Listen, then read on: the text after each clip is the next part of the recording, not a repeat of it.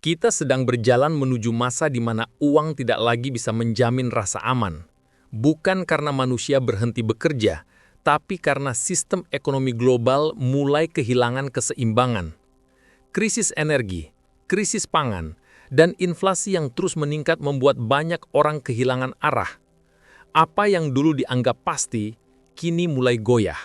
Harga kebutuhan pokok naik, nilai mata uang terus turun, lapangan kerja digantikan oleh mesin, dan ketergantungan kita pada sistem digital semakin tinggi. Banyak orang masih percaya bahwa memiliki banyak uang berarti aman. Padahal, di masa krisis besar seperti yang diperkirakan akan terjadi sekitar tahun 2030 nanti, uang bukan lagi ukuran kekayaan. Yang menentukan bukan seberapa banyak kamu punya, tapi apa yang benar-benar kamu miliki ketika sistem berhenti bekerja. Krisis besar tidak datang tiba-tiba. Ia muncul perlahan, lewat perubahan kecil yang kita abaikan setiap hari. Dan ketika semuanya mulai terasa terlambat, hanya mereka yang sudah menyiapkan diri yang bisa bertahan dengan tenang. Krisis 2030 bukan teori konspirasi, tapi hasil dari arah dunia yang memang sedang berubah. Utang global menumpuk, ketimpangan ekonomi melebar, dan kepercayaan terhadap sistem keuangan mulai pudar. Kita sedang memasuki babak baru peradaban, dan hanya mereka yang memahami arah perubahan ini yang bisa menyesuaikan diri. Sebelum semuanya benar-benar berubah, ada satu hal penting yang perlu dipahami. Bukan seberapa besar penghasilanmu yang menentukan keselamatanmu, tapi seberapa kuat pondasi hidup yang kamu siapkan untuk bertahan ketika uang kehilangan maknanya. Di channel Logika Hati, kita tidak berbicara dengan emosi, tapi dengan kesadaran. Kita belajar membaca arah dunia, memahami tanda-tanda zaman, dan menyiapkan diri dengan cara yang realistis. Jadi, sebelum kita melangkah lebih jauh membahas cara bertahan menghadapi krisis 2030 nanti, tekan tombol subscribe dan nyalakan lonceng notifikasinya. Karena di sini, kita tidak hanya bicara tentang bertahan hidup, tapi tentang hidup dengan logika dan hati yang sadar.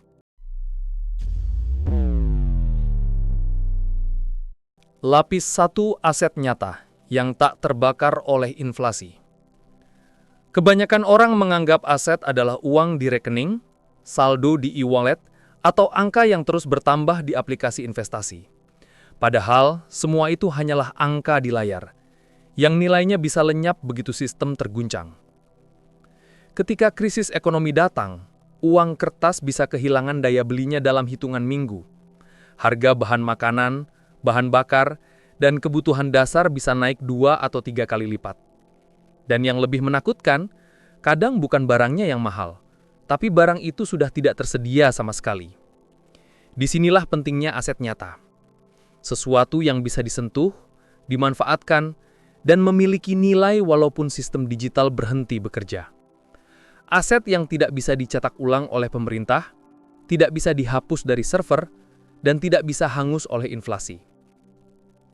Ada beberapa bentuk aset nyata yang layak disiapkan. 1.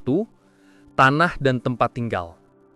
Tanah adalah salah satu aset tertua yang selalu bertahan melewati krisis apapun. Ia tidak bisa diproduksi ulang dan nilainya justru meningkat seiring waktu. Memiliki sebidang tanah, sekecil apapun, berarti memiliki kendali atas ruang hidup. Apalagi jika di atasnya bisa ditanami atau digunakan untuk tempat tinggal sederhana. Karena di saat harga melonjak dan sistem ekonomi goyah, yang punya tanah punya tempat untuk bertahan. 2. Aset produksi. Sesuatu yang bisa menghasilkan nilai. Mesin kecil, alat pertanian, kendaraan niaga, atau peralatan kerja manual, semua itu termasuk aset nyata. Selama benda itu bisa dipakai untuk menghasilkan barang atau jasa, ia punya nilai yang stabil, bahkan meningkat di masa sulit. Di saat uang melemah, kemampuan untuk menciptakan sesuatu jauh lebih berharga daripada uang yang disimpan. 3. Logam mulia. Simbol nilai yang tidak pernah mati. Emas dan perak sudah menjadi penyimpan nilai selama ribuan tahun. Bukan karena bentuknya indah, tapi karena jumlahnya terbatas dan diakui di seluruh dunia. Ketika mata uang kehilangan nilainya, logam mulia sering menjadi tempat orang berlindung.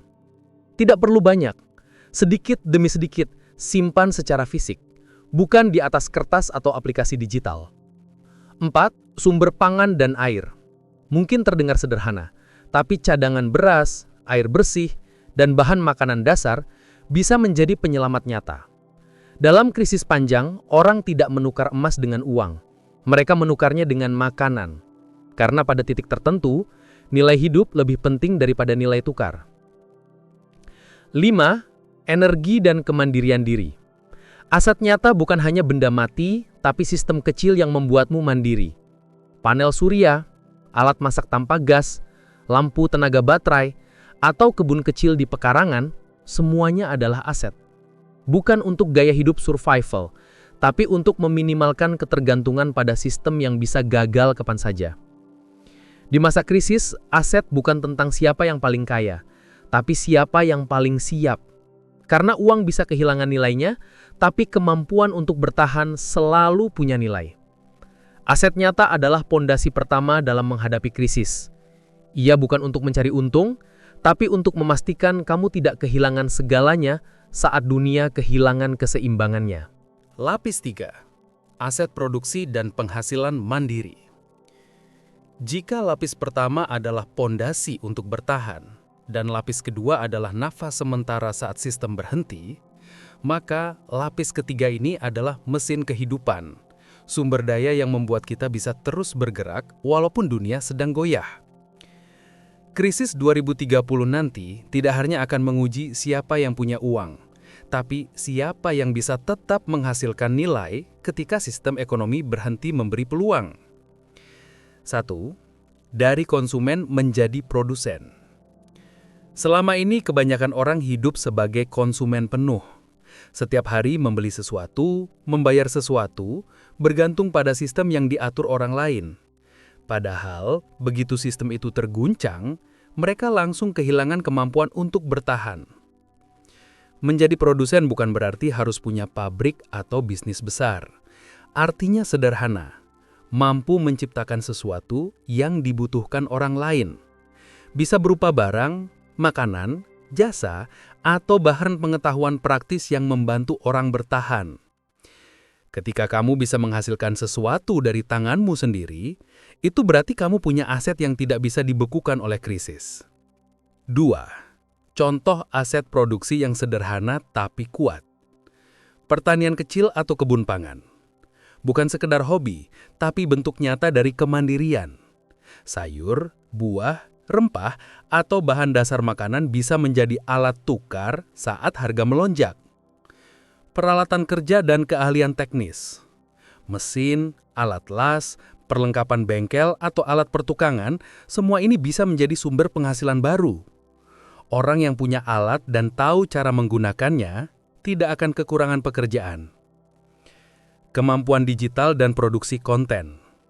Dunia digital mungkin goyah, tapi tidak akan mati. Orang yang bisa menulis, membuat video, mengajar atau memproduksi ide, masih bisa bertahan dari rumahnya sendiri. Produksi rumahan. Makanan olahan, pakaian, herbal, produk alami atau barang fungsional sehari-hari, semakin nyata dan berguna produkmu, semakin tahan terhadap guncangan pasar global. Kemandirian sebagai bentuk kekayaan. Dalam sistem modern, banyak orang terlihat kaya, tapi sebenarnya sangat bergantung. Mereka punya gaji besar, tapi jika perusahaan berhenti, penghasilan ikut lenyap.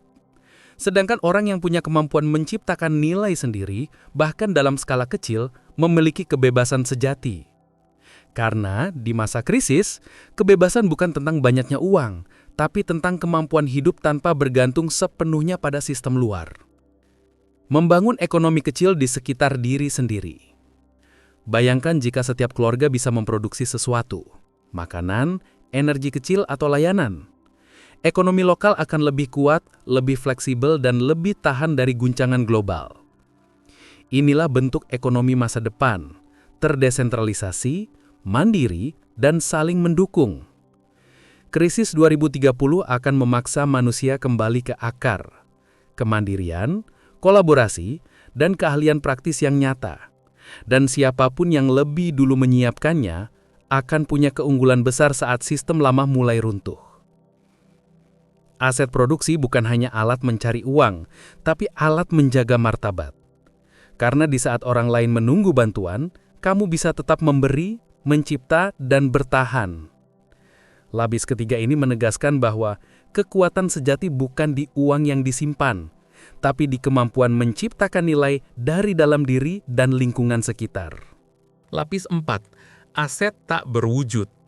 Nilai yang tak bisa dirampok siapapun. Kita sudah membahas 3 lapisan pertahanan. Aset nyapa untuk pondasi hidup, cadangan tunai untuk darurat, dan aset produksi untuk penghasilan mandiri. Namun ada satu lapisan terakhir yang sering dilupakan. Padahal justru menentukan siapa yang benar-benar bertahan saat semuanya runtuh. Yaitu aset tak berwujud.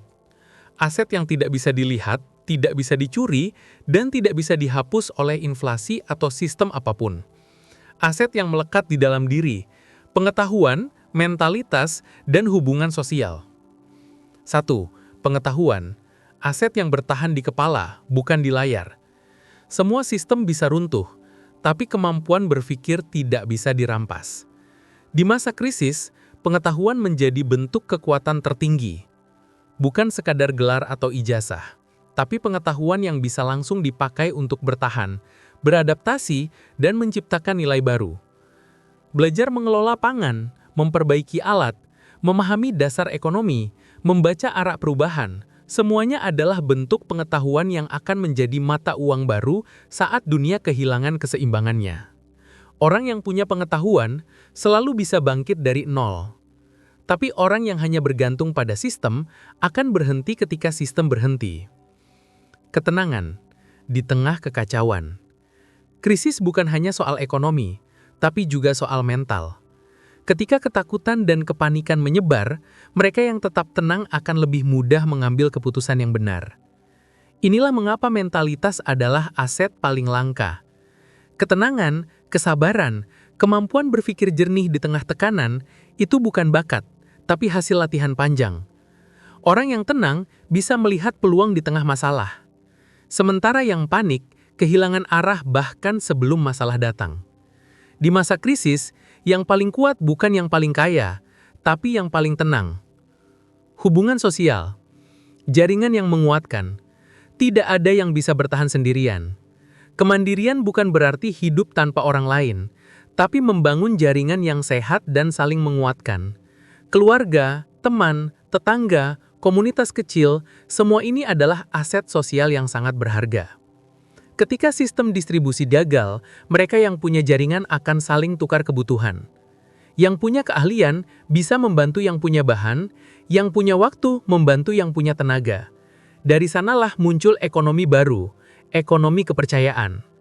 Orang yang menanam hubungan dengan tulus hari ini akan menuai kekuatan sosial di masa depan yang tidak bisa dibeli dengan uang. 4 lapisan nilai dan prinsip hidup. Krisis bisa membuat manusia berubah. Sebagian menjadi egois, sebagian menjadi manusia sejati. Dan yang membedakan keduanya hanyalah nilai yang dipegang. Kejujuran, keikhlasan, dan rasa tanggung jawab adalah aset moral yang tidak terlihat, tapi justru menjadi penuntun arah ketika logika dan sistem tidak lagi bisa diandalkan. Mereka yang hidup dengan prinsip tidak akan kehilangan arah walau dunia berubah total. Nilai hidup adalah kompas terakhir saat semua peta dunia robek. 5. Keseimbangan antara logika dan hati. Inilah inti dari semua lapisan. Kesadaran bahwa bertahan hidup bukan hanya tentang strategi finansial, tapi tentang kesiapan batin. Dunia boleh berubah, sistem boleh jatuh, tapi selama logika tetap jernih dan hati tetap tenang, kita tidak akan kehilangan arah. Karena manusia yang sadar nilainya tidak bisa dikalahkan oleh keadaan. Mereka bisa kehilangan segalanya di luar, tapi tetap utuh di dalam. Aset terakhir ini bukan yang bisa kamu beli, tapi yang kamu bangun setiap hari, lewat cara berpikir, cara bersikap, dan cara memperlakukan orang lain. Dengan 4 lapisan ini, kamu tidak hanya mempersiapkan diri untuk menghadapi krisis 2030, tapi juga membangun kehidupan yang lebih kuat, lebih mandiri, dan lebih bermakna.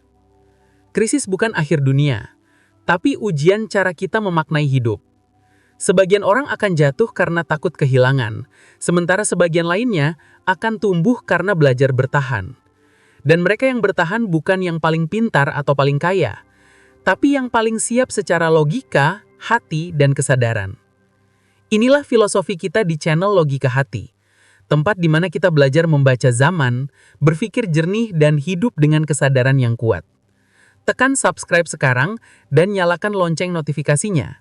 Karena setiap minggu, kita akan bahas cara berpikir yang membuatmu tetap berdiri tegak, bahkan ketika dunia mulai goyah.